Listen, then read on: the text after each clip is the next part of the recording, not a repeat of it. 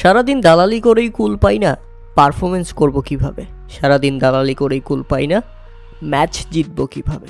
এমন একটা প্লেয়ার যে ক্রিকেটের থেকে দালালি করতে বেশি ব্যস্ত, সেই ক্রিকেটারকে বানানো হয়েছে সিলেটের অধিনায়ক। আর সেই সিলেটকে এবার হারিয়ে, মেহেদী মিরাজদের হারিয়ে এবার সুপার 4 নিশ্চিত করলো রাজশাহী ওয়ারিয়র্স। প্রথমে ব্যাটিং করতে নেমে নির্ধারিত 20 ওভারে 8 উইকেট হারিয়ে 147 রানের লক্ষ্য দাঁড় করায় রাজশাহী ওয়ারিয়র্স। আর জবাব দিতে নেমে মেহেদী মিরাজ করলেন 2 বলে 1 রান।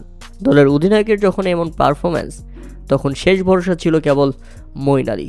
শেষ 12 বলে প্রয়োজন ছিল 25 রান। এমন সময় পরপর 2 বলে 2টি ছক্কা হাঁকিয়ে খেলাটাকে বের করে নিয়ে আসেন মঈন আলী। বাংলাদেশের জামাই মুহূর্তেই 10 বলে 13 রানের ব্যবধান করে ফেলেন। 2 বলে নিয়ে আসেন 12 রান। পরপর 2 বলে ছক্কা মেরে পরের বলে অবশ্য আউট হয়েছেন। তাতে অধিনায়ক মেহেদী মিরাজের মাথায় হাত, কেননা হেরে গেল যে সিলেট টাইটান্স।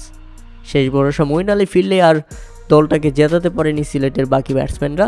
তাতে শেষ পর্যন্ত 5 রানের রুদ্ধশ্বাস হার, এবং এই হারের মাধ্যমে 3 নম্বরেই থেকে যায় সিলেট টাইটান্স। আর সিলেটকে হারিয়ে রাজশাহী ওয়ারিয়র্স 14 পয়েন্ট নিয়ে পয়েন্ট টেবিলের টপ এবং কোয়ালিফাই নিশ্চিত করে ফেলে তারা।